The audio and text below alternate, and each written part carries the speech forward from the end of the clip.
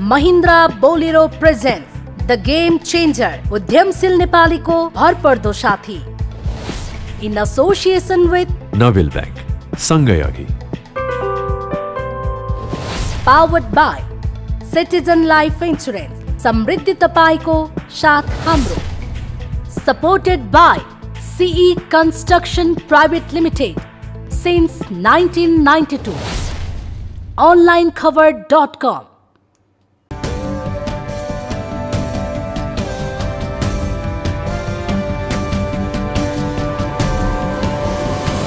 The Game Changer.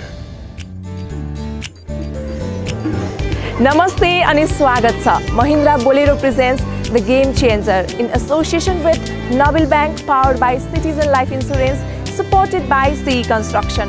म हुँ रिता कटेल। एउटा साधारण मानिस पनि गेम चेन्जर बन्न सक्छ। सफल मात्र होइन, उदाहरणीय पनि बन्न सक्छ। उसका सङ्घर्षका कथाहरू अरूका लागि प्रेरणादायी बनिदिन सक्छन्।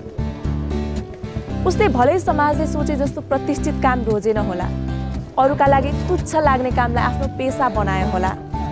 उसँग पर्याप्त मात्रामा पुँजी थिएन होला, आफन्त ठुला ठुला अहोदामा थिएनन् होला, तर आफ्नो बलबुताले आफ्नो ठाउँ आफै बनायो।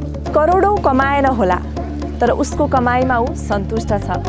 हजारौँलाई रोजगारी दिएन होला, तर 2-4 परिवारको गर्जो टार्न भने सहयोगी बन्यो।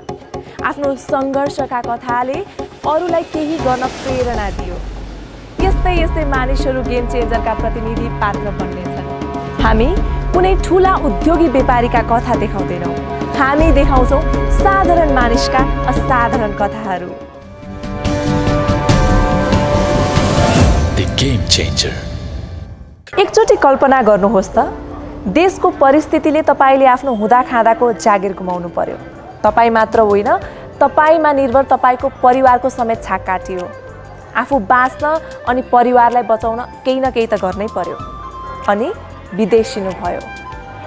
विदेश पुगेपछि तपाईँले थाहा पाउनुभयो तपाईँ त बेचिसक्नु भएछ। यस्तै दर्दनाक परिस्थितिबाट गुज्रिए तापनि हिम्मत नहारी निरन्तरको लगन र मेहनतले आज आफूले आफूलाई एक सफल कृषि व्यवसायीको रूपमा चिनाएका प्रेम तामाङको कथा आजको गेम चेन्जरमा। देश सशस्त्र जनयुद्धले ग्रसित थियो। लाखौं नेपाली जस्तै जनयुद्धका शिकार भए प्रेम तामाङ पनि। उनले जागिर मात्रै गुमाएनन्, डर र त्रासमा बाँचिरहेको देशमा बस्नु नै असुरक्षित ठाने। ज्यान जोगाउने तनाव एकातिर, अर्कोतिर परिवार पाल्नुपर्ने दबाव। सुरक्षित भविष्य खोज्ने क्रममा मलेसिया जानु बाध्यता बन्यो। तर मलेसियाली भूमिले उनले कल्पना गरे जस्तो स्वागत गरेन। 3 वर्षको लागि भनेर गइयो। लगभग एक दिन एक रात त मलेसियाको एयरपोर्टमा हामी त्यो भित्रै पर्यौँ। त्यो भित्रकै अब टोयलेटको पानीहरू पिउने, अब चिउरा दालमोट खाएर हामी 24 घण्टा बस्यौँ भित्र। मलेसिया टेकेदेखि नै दुःखका दिन सुरु भए। मलेसिया पठाउने दलालले जे जस्ता आश्वासन दिएका थिए ती सबै उल्टा भए। मैले लगभग 13 महिना एक्लै काम गर्ने सिलसिलामा चाहिँ लगभग नेपाली मैले 50-60 रुपियाँ ठाउँमा त्यो लगभग 200-300 बोरा चाहिँ लिएर आउँथेँ। म एक्लैले बोक्नुपर्ने हुन्थ्यो। त्यो बेलामा कस्तो हुन्छ नि, त्यहाँको चाहिँ एकदमै त्यो पाक्ने प्रोसेसमा भएको मलहरू, तातो मलहरू, त्यो प्राङ्गारिक मलहरू, कम्पोस्ट मल भनौँ न, त्यसमा अब हातले हाल्नु पर्थ्यो। अब पन्जा दिन्थ्यो, तर पन्जा त जम्मै यो अम्ला छेडेर तातोले यता जान्थ्यो। अनि त्यो भए पनि काम त गर्नु पर्यो। अनि पन्जा एउटा भन्दा दिँदैन थियो, एक जोरभन्दा पछि अनि त्यो नाङ्गो हातले नै यसो गर्दाखेरि यो जम्मै अम्लाहरू चाहिँ त्यो तातोले पाक्थ्यो क्या, पाकेर घाउ हुन्थ्यो। अनि त्यो तातो भात खानलाई सक्दैन थिएँ कि मैले। अनि रुन मन लाग्थ्यो। अनि चम्चाले खान्थेँ। अहिले पनि मेरो हात हेर्नुहोस् यी लक हुन्छ, त्यो त्यहाँ काम गरेको यो सबै मुठी हुँदैन थियो। 14 घण्टा काम गर्दाखेरि नेपाली त्यो बेलाको मैले 12,000 कमाउँथेँ नेपाली। त्यस्तो थियो। उनी दलालको आश्वासनबाट मात्र ठगिएनन्, सपनामा पनि नसोचेको भयङ्कर सत्य सामना गर्नु पर्यो। तिमीलाई ल्याउने मान्छेको नाम चाहिँ यो हो, त्यो मान्छे यस्तो ठाउँमा बस्छ, उसलाई थाहा छैन तिमी कहाँ छौ भनेर।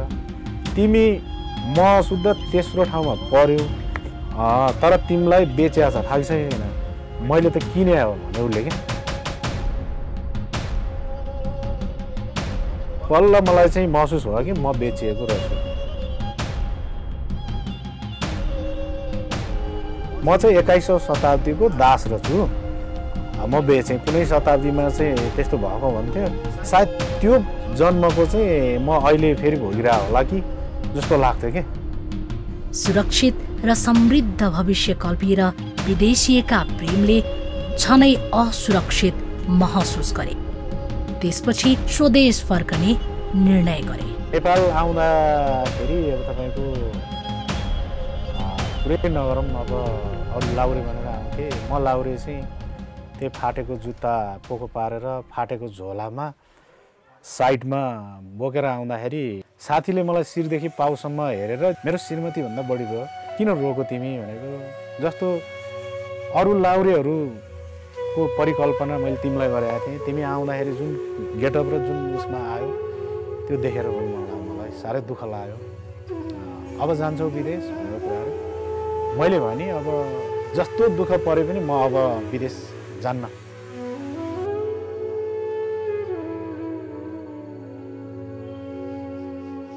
मैले आफूले जानेको त त्यही हो। अब विदेश गएँ, बाध्यताले तरकारी खेती गर्न सिकेँ। अब चाहिँ म तरकारी खेती नै गर्छु भन्ने फेरि लाग्यो र मसँग जम्मा जम्मी विदेश गएर आइसकेपछि खाइ नखाइ बचेको भनेको जम्मा त्यो बेलामा सबै गरेर 40,000 रहेछ। त्यो 40,000ले मैले सुरु गरेँ।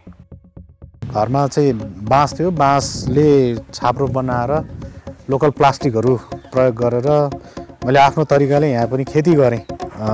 अब यतिकोबाट मलाई धेरै कुराहरू मैले बुझेँ, जाने। त्यसले गर्दाखेरि मलाई चाहिँ अब यहाँबाट मैले अलिकति फड्को मार्नुपर्छ, अलिकति अब यसैलाई चाहिँ निरन्तरता दिन पर्छ। मलाई चाहिँ धेरै कुराहरूको ज्ञान भयो भनेपछि यहाँबाट मैले जग्गा भाडामा लिएर बुढा नीलकण्ठमा मैले तरकारी खेती गरेँ त्यहाँ।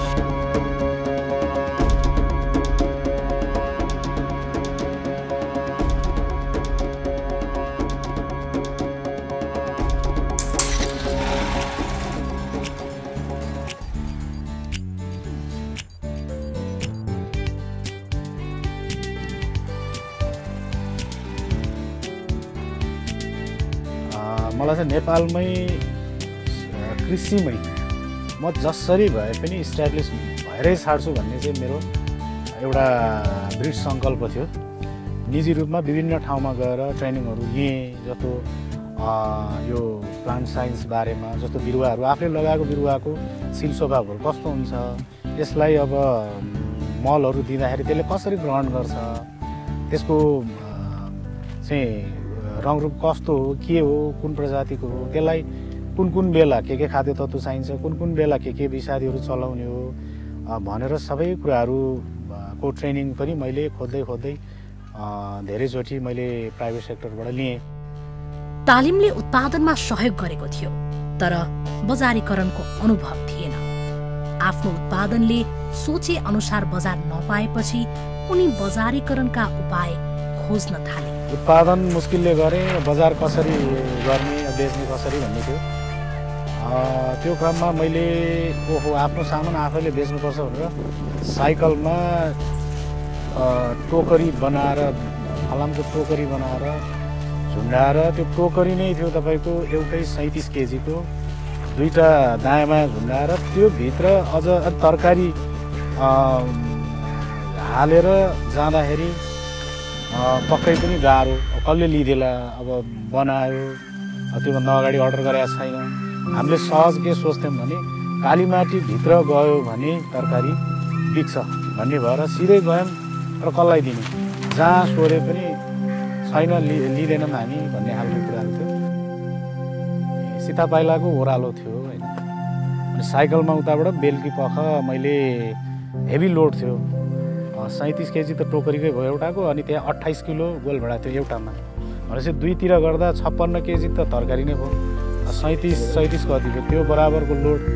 अनि लोड त आफ्नो ठाउँमा त्यो जाँदै गर्दाखेरि नट फुस्केर पछाडि क्यारियरको नट फुस्केर स्वाटै त्यो टोकरी चाहिँ भुइँमा पऱ्यो कि सडकमा अनि साइकलको अगाडिको चक्का चाहिँ यस्तो थियो कि पुरै माथि उठेर म यस्तो भइरहेको थिएँ कि अनि सबै त्यो टमाटरहरू चाहिँ भुइँमा छरिएर अनि बाटो हिँड्ने मान्छेले के गर्यो टमाटरतिर चाहिँ लाग्यो कि गोलभेडा टिप्नतिर चाहिँ लागे ओह्रालो थियो गाडीले छिटो हटा भन्ने तर सहयोग गर्न कोही पनि आएन। मैले धनियाँ पनि उत्पादन गरेको थिएँ अनि धनियाँ पखालेर अब बजारमा जस्तो छ आफूले देखेको त्यस्तै हिसाबले टोकरीमा बाहिर देख्यो भने लैजालान् भनेर पखाल्ने बित्तिकै बाहिरपट्टि देखाएर लगेँ तर त्यो लाँदा धुलो टाँसिएर धनियाँ जस्तो थिएन पुरै त्यो धुलो थियो हल्ले लिएनन्। हामीले जब पछि तरकारी खेतीको व्यावसायिक तरकारी खेतीको तालिम लियौँ त्यहाँ उहाँहरूले भन्नुभयो कि विज्ञहरूले जस्तो कुनै व्यवसाय गर्दाखेरि अगाडिको दुई आँखाले व्यवसायलाई हेर्ने र पछाडि दुई आँखा छ भन्ने विचार गरेर आफूले महसुस गरेर अर्को दुई आँखाले चाहिँ बजार हेर्नु रे उत्पादनसँगै भनेर भन्नुहुन्थ्यो। कुनै व्यवसाय गर्दाखेरि अगाडिको दुई आँखाले व्यवसायलाई हेर्ने र पछाडि दुई आँखा छ भन्ने विचार गरेर आफूले महसुस गरेर अर्को दुई आँखाले चाहिँ बजार हेर्नु रे उत्पादनसँगै भनेर भन्नुहुन्थ्यो।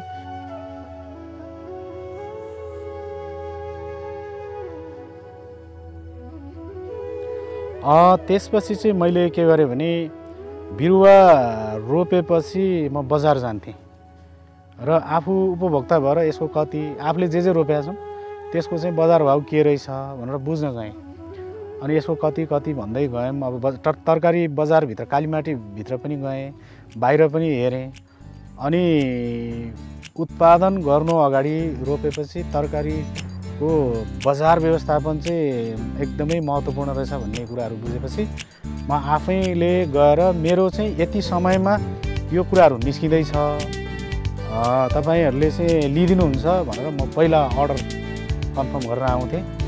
सामान्य खुद्रा पसलदेखि लिएर कालीमाटीभित्र पनि गएर मैले त्यसरी पनि गर्थेँ।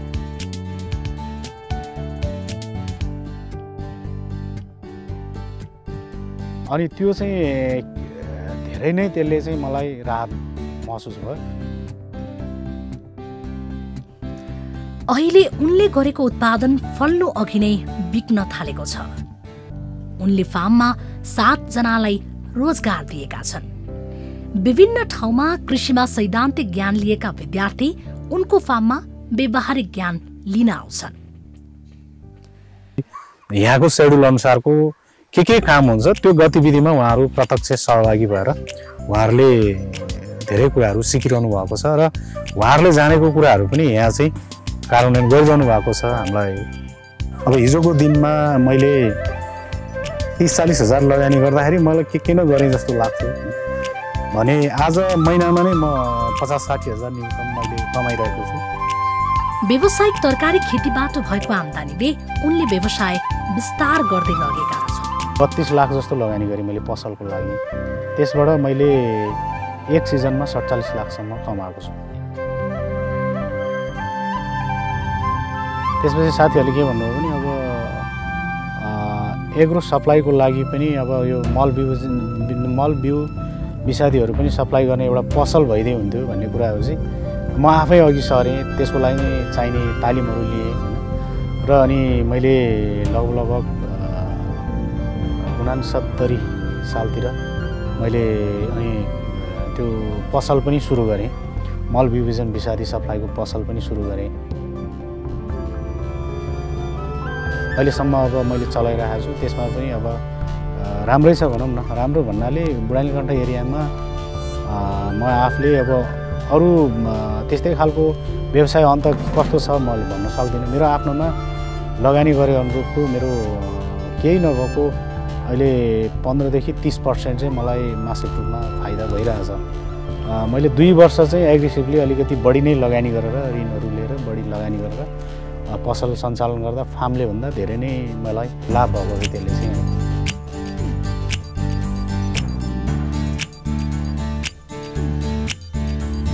र जस्तो मैले बीचमा 2 वर्ष चाहिँ के गरेँ भने तपाईँको लगानी लगभग मैले 30-32 लाख जस्तो लगानी गरेँ मैले पसलको लागि। त्यसबाट मैले एक सिजनमा 47 लाखसम्म कमाएको छु।